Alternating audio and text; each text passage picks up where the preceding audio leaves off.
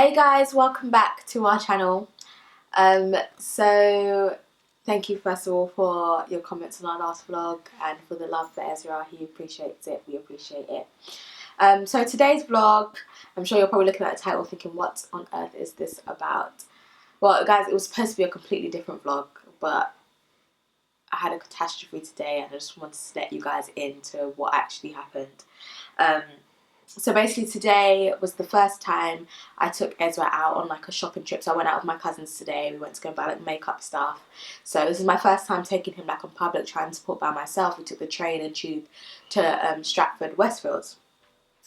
So everything was fine and dandy. I was even like videoing it thinking like maybe I'm going to do a vlog on like our lovely day out or something. Sending pictures to Amit just to show how well behaved Ezra was being.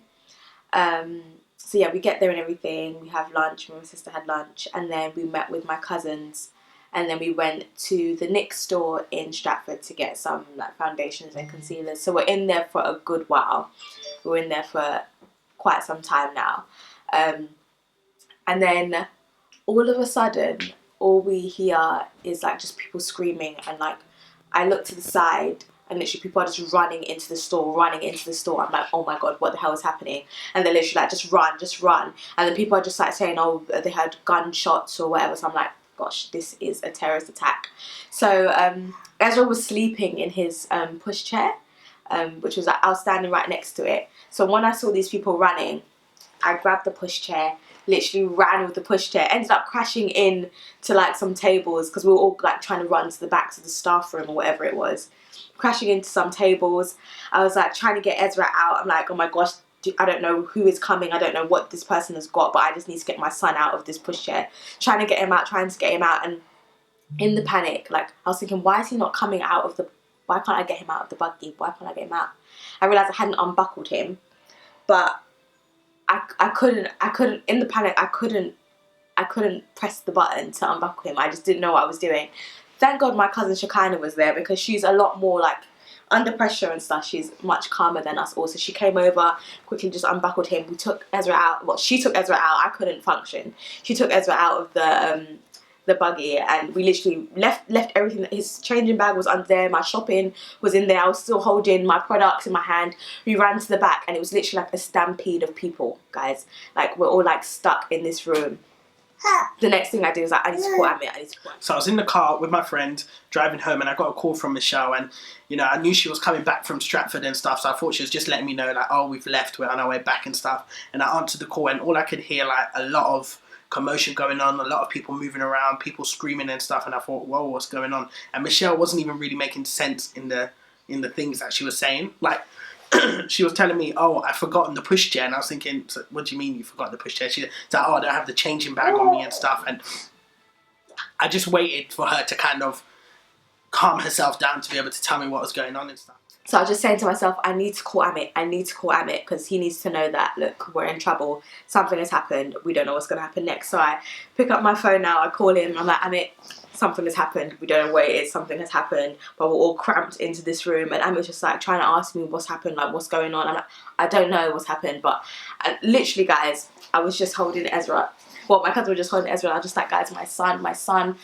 Like in the staff room, I think they had like a little back area. So like it's like a little cupboard. I was just like trying to plead with the woman, please, me and my son, let us like hide here, because I was just thinking, I just need to shelter my son. Like I don't care about who else is here. It's just me and my boy. He hasn't had life yet. Like he's not even 1 yet. So I just need to shield him or whatever. So I was like trying to plead with them. And everybody else was obviously panicking as well. So one woman was pregnant and she was literally like screaming like, open the effing fire exit, let us out. My cousin, who's the calm one, she was just like trying to tell them, just calm down.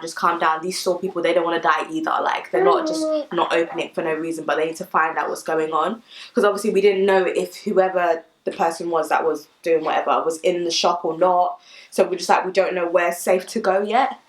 So literally all in panic. My other cousin is hiding in a cupboard somewhere. I don't know where my sister is. We're all just literally like, what is going on? And then I didn't realise I hadn't hung up the phone on Amit yet, so he was still on the line while all of this commotion was going on, but my phone was just in my pocket, so I was thinking, what the hell? To tell me what was going on and stuff, and I think she must have like forgot that I was on the phone, because she was then talking to other people about what was going on. I think she was talking to one of the people that worked there to try and get some advice, and telling them, oh, I need to go get my changing bag for my son, I need to go get my changing bag. And then she came back on the phone. So at this moment in time, like while Michelle was talking to the woman, I was just like, oh my God, what's going on? Like, and guys, even at a point, I was like, am I going to have to call Amit back and tell him that, look, you might not see us. Like, you might not see us again. Like, this is going to be it. Because I just thought the worst. Because obviously what we see on the news nowadays and stuff about with these terrorist attacks, I was just thinking, look, someone's in here with a gun. I don't know if we have to take cover. I don't know what we're going to do. My cousin was shouting, everybody get down, get down. I was just like, guys, my heart. I was literally like helpless. Like there was nothing I could do. So I was just waiting for Michelle. Then Michelle came back on the phone and she explained what happened. Like she just told me everyone was running, everyone was rushing like into the shop, and no one knows what's going on, and they've had to evacuate and stuff. And I was just thinking, oh my God, what is going on? Like you always think the worst. So I started thinking like maybe it's a terrorist attack. But then I was thinking, but I didn't hear any gunshots. Like I didn't hear anything like that. So I was thinking maybe it's not a terrorist attack. Like all these crazy things are going through my head. And the store people like open like the back exit to like some back hallway to get out. So like let's just evacuate. They're telling us to evacuate. So just like, oh my gosh, and I'm thinking I've left Ezra's pushchair. It's got his jacket in it. He's going to be cold if we do get out. Like he's going to be freezing on the way home.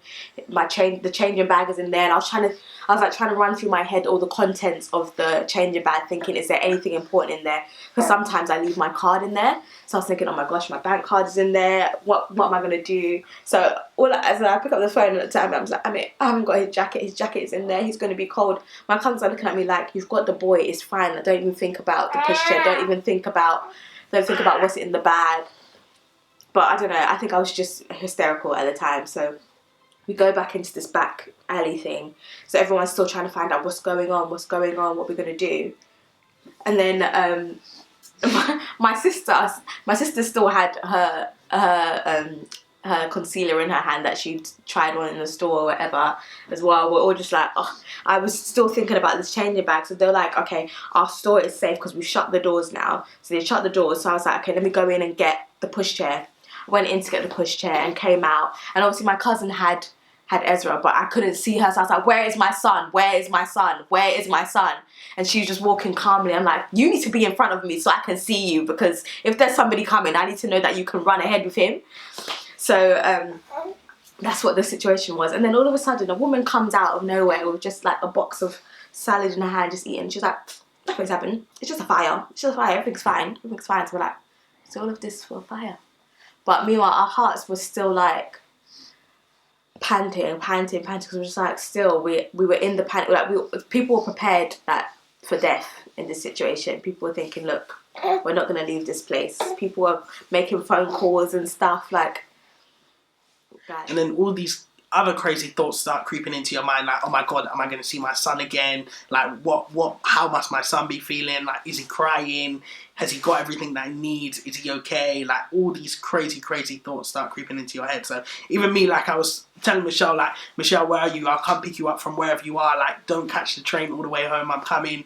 I'll drive to you. All these things, like, you just want to try everything possible to like get to your family, to ensure they're safe and stuff. And you know, at that moment in time, it's like the world just stands still while this craziness was going on. It was actually surreal. Like it felt like I was in a dream, because there's just such a big disconnect between what's happening and you being able to actively help the situation. So yeah, it was like, for me, like to go through that as an individual, well, not go through that, but to like have my wife and son caught up in that was just horrific, like absolutely horrific. Guys, I'm still not even calm. I'm still not calm from what's happened.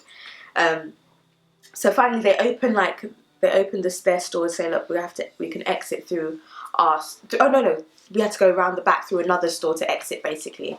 So we went around the back.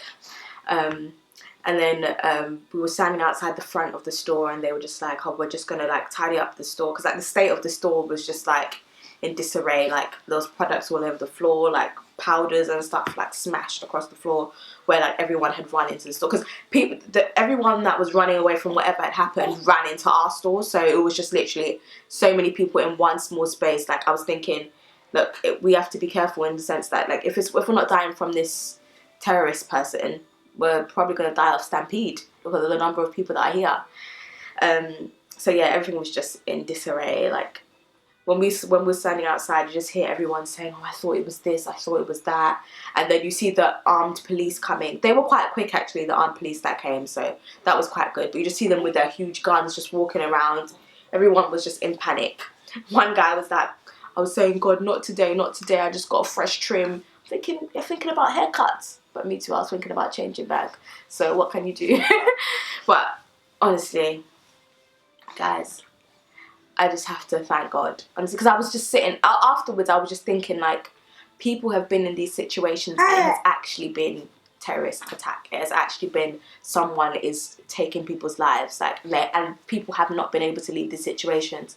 So I was thinking, thank God I left my house today, and it wasn't that it was our last day leaving. All of these things are running through my head. I was thinking, the effort that I've made to leave the house with Ezra, is this going to be the last time? Do I need to call my husband and tell him, look, tonight it's not going to happen. You're not going to see your wife and your child. I was thinking, my parents have travelled. Is this the news that they're going to hear? All of the worst runs through your mind. And now I'm just like, I'm so grateful to God that it was not what we thought it was, and that we all came back safely. Guys, just thank God for your lives. And I think it's so sad that this is what we think. Like, I think everybody that was running thought that it was the worst. No one stopped to think, oh, it's just a fire. But because of everything that we see on the news, people, like, the spirit of fear is just in everybody. So I just feel like we all just need to just thank God for your lives. Just thank God that, Ezzy, you're okay. He was so calm in the situation. He was asleep when obviously it happened, but he didn't like cry or anything. He was just, even I was worse than him. But yeah, guys, so that's my story for today. The vlog that was expected to be done, that will come out next week or something. But yeah, today I just thought I'd share this story with you guys. And thank you so much for watching, guys. And if you've ever been in like a traumatic scenario, sorry guys, I can't say the word scenario properly, but if you've ever been like in a situation like that, please drop comments below. Just let us know, how would you respond? How did you respond?